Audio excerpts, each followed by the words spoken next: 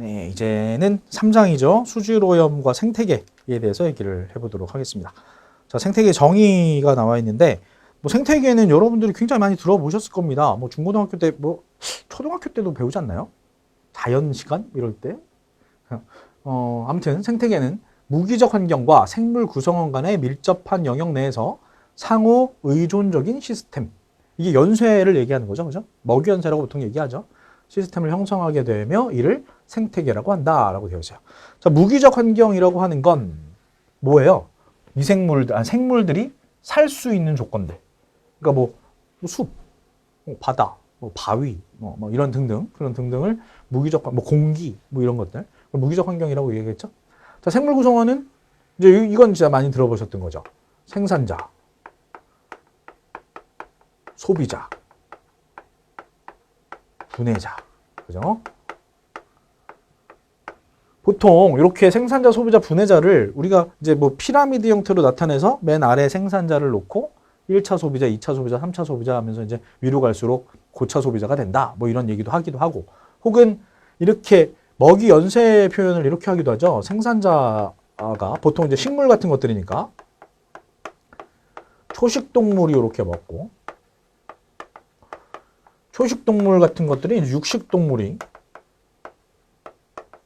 잡아먹고, 얘네들이 사멸을 하게 되면 이제 뭐 죽게 되면 분해자에 의해서 분해가 되고 이 분해자가 분해를 했다라고 하면 거기에서 뭐 유기성 물질 같은 것들도 생기고 뭐 무기성 물질 같은 것들도 막 생길 테니까 그걸 다시 생산자의 먹이가 되는.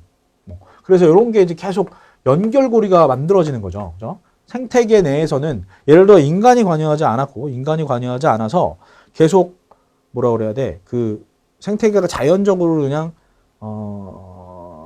유지가 됐다면 오염 같은 거 없이, 그럼 이런 연결고리가 계속 이어질 수 있을 거예요. 계속 이어질 수 있을 겁니다.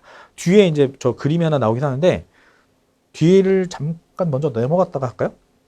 여기 요거죠. 그죠? 여기 요 그림이죠. 생산자에서 초식동물, 육식동물 이렇게 가서 분해자에서 다시 뭐 이제 분해가 되고 다시 생산자한테 가는 뭐 이러한 것들로 연결고리가 계속 끊이지가 않는 거죠. 계속 이어지는 겁니다. 쭉쭉쭉쭉쭉. 뭐 연쇄가 계속 이어져요. 근데 우리 사람 같은 경우는 어때요? 사람 같은 경우에 일단 이렇게 표현을 해볼까요? 농작물? 표현이 맞을지는 모르겠지만 일단 농작물이 있고요. 농작물이 있고 얘를 생산자라고 봤을 때 그럼 소비자는 사람이 되는 거예요. 그죠? 사람이 되는 겁니다. 근데 사람이 죽는 거 말고 배설을 하죠. 배설.